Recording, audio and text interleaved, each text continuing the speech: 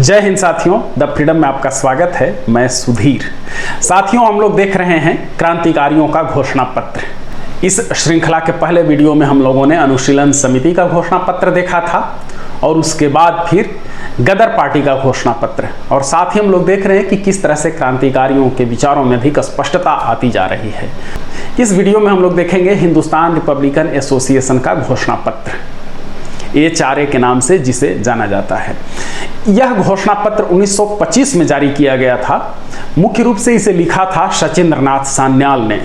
सचिंद्रनाथ सान्याल के बारे में तो लाइन में ये भी जान लीजिए कि गदर पार्टी में भी वो शामिल थे और उस मामले में वो पकड़े गए थे, उन्हें काले पानी की सजा हुई थी और उस मामले से फिर वो जब छूटे तो उसके बाद फिर से उन्होंने क्रांतिकारी संगठन बनाना शुरू कर दिया और 1925 में ये बन करके तैयार हुआ, जिसको हिंदुस्तान रिपब्लिकन एसोसिएशन या आर्मी के रूप में हम लोग जानते हैं। तो 1925 में ये HRA का घोषणा पत्र जारी किया गया। द रिवॉल्यूशनरी नाम से ये पर्चा प्रकाशित किया गया था। HRA अपने घोषणा पत्र में लिखता है,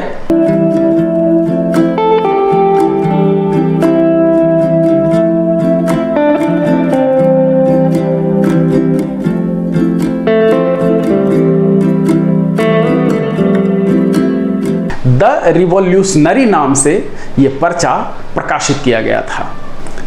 HRA अपने घोषणा पत्र में लिखता है, राजनीति के क्षेत्र में क्रांति पार्टी का तात्कालिक उद्देश्य संगठित एवं सशस्त्र क्रांति के द्वारा भारत के मुक्त प्रांतों का संघीय गणतंत्र स्थापित करना होगा।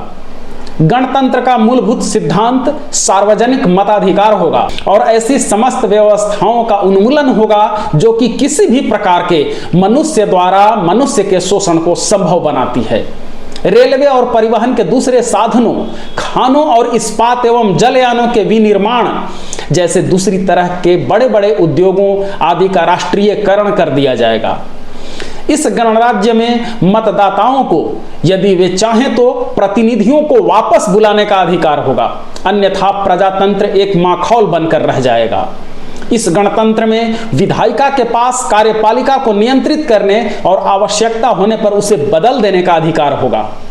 हम लोग देख सकते हैं कि क्रांतिकारी पार्टी कह रही है कि लोकतंत्र की हम लोग स्थापना करेंगे और सार्वजनिक व्यस्क मताधिकार की बात ये संस्था कर रही है। ये क्रांतिकारियों का दल कर रहा है। कब? 1925 में। याद रखिए कि अभी यूरोपीय देशों में भी नहीं ये सार्वजनिक व्यस्क मताधिकार पूरी तरह से लागू हुआ था और उस समय क्रांतिकारी कह रहे हैं कि हम लोकतंत्र की स्थापना करेंगे, सार्वजनिक व्यस्क मताधिकार उसमें होगा, सभी लोग उसमें वोट दे सकेंगे। साथ ही ये भी कह रहे हैं कि मतदाताओं को निर्वाचित प्रतिनिधियों को वापस बुलाने का भी अधिकार होगा, नहीं तो लोकतंत्र माखौल बन करके रह जाएगा। साथ ही ये कह रहे हैं कि कार्यपालिका पर विधायिका का नियंत्रण होगा। ये सारी बातें 1925 में क्रांतिकारी स्पष्ट कर रहे थे। साथ ही वे बता रहे हैं कि किसी भी तरह का शोषण नहीं हो सकेगा, एक व्यक्ति दूसरे का शोषण करे ऐसी सभी व्यवस्थाओं को खत्म कर दिया जाएगा।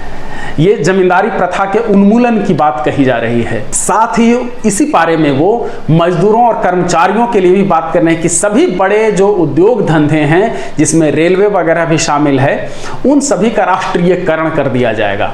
ये दिलचस्प आज है कि आज की तारीख में अधिक से अधिक जो राष्ट्रीयकरण जिन चीज़ों का किया जा चुका है उन्हें उनका निजीकरण किया जा रहा है। लेकिन क्रांतिकारियों ने 1925 में कहा था कि जो भी बड़े उद्योग धंधे हैं, खासतौर पर परिवहन के साधन हैं या बड़े उद्योग धंधे रेलवे वगैरह है, इन सब का राष्ट्रीयकरण किया जाएगा।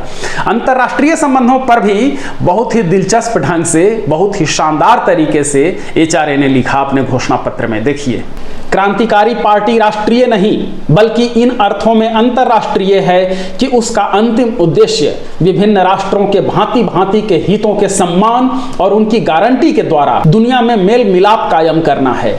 इसका मकसद विभिन्न राष्ट्रों और राज्यों के बीच प्रतियोगिता नहीं वरन सहयोग है और इस लिहाज से यह गौरवशाली अतीत के महान भारतीय ऋषियों और आधुनिक युग के बोल्शेविक के पद चिन्हों का अनुसरण करती है। अंतर्राष्ट्रीय संबंधों पर HRA का कहना है कि हम पूरी दुनिया में मेल मिलाप कायम करना चाहते हैं। हम किसी से प्रतियोगिता नहीं करेंगे बल्कि सभी एक दूसरे का सहयोग करेंगे। इसमें यह भी हम लोग देखते हैं कि अंतर्राष्ट्रीय सिद्धांत भी पार्टी ग्रहण कर रही थी, लेकिन हिंदू धर्म की बातें भी वहाँ चल रही हैं। अभी तक क्रांतिकारी दल में, खास करके एचआरए में कही जा रही हैं हिंदू धर्म की बातें। जब इस पारा में कहा गया कि हम महान भारतीय ऋषियों से भी प्रेरणा लेंगे, उनका अनुसरण करेंगे, और साथ ही बोल्शेविक से भी, मतलब जो रूस की क्रांति हुई थी उससे भी हम प्रेरणा लेंगे, इन दोनों का हम लोग अनुसरण करेंगे। इसके साथ ही एचआरए ने सांप्रदायिकता के मुद्दे पर भी अपनी बात बहुत ही स्पष्ट तरीके से रखी।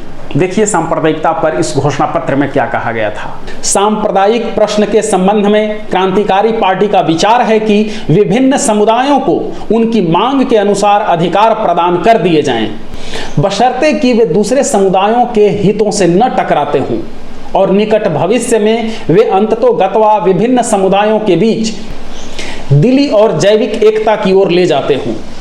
इसके साथ ही आर्थिक नीतियों पर भी थोड़ी सी और चर्चा इस घोषणा पत्र में थी। पहले तो हम लोग देख ही चुके हैं कि राष्ट्रीयकरण की बात कही गई, बड़े उद्योग धंधों का राष्ट्रीयकरण कर दिया जाएगा। इसके अलावा भी कहा गया है आर्थिक नीतियों पर। देखिए, आर्थिक एवं सामाजिक कल्याण के क्षेत्र में पार्टी यथासंभव बड़े से बड़े पैमाने पर सहयोग की भावना को बढ़ावा देगी।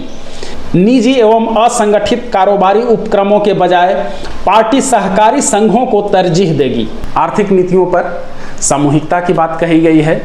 कोऑपरेटिव, जिसको आज हम लोग कहते हैं कि कोऑपरेटिव मूवमेंट या सहकारी संघ, उस पर बात की गई है। एचआरए का कहना है कि हम लोग निजी और असंगठित क्षेत्र को बढ़ावा नहीं देंगे, उसकी जगह हम लोग सहकारी समिति, कोऑपरेटिव सोसाइटी की स्थापना करेंगे। उस तरह से हम लोग आर्थिक और सामाजिक नीतियों को बढ़ाएंगे। ये हम लोग देख रहे हैं क्रांतिकारियों का घोषणा पत्र।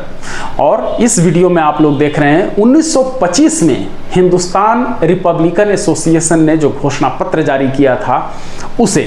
इस वीडियो को खत्म करने से पहले आप सभी से आग्रह है कि चैनल को अगर आपने सब्सक्राइब नहीं किया है तो सब्सक्राइब कीजिए, साथ ही नोटिफिकेशन का बटन भी ऑन कर दीजिए ताकि आपको वीडियो का नोटिफिकेशन तुरंत मिल सके। और एक और आग्रह साथ में है कि आपके जानने वालों में जिन्हें क्रांतिकारियों में रुचि है उन तक ये वीडियो जरूर पहुंचाइए। धन्यवाद साथियों। जय हिंद। इनकलाब जिंदाबाद।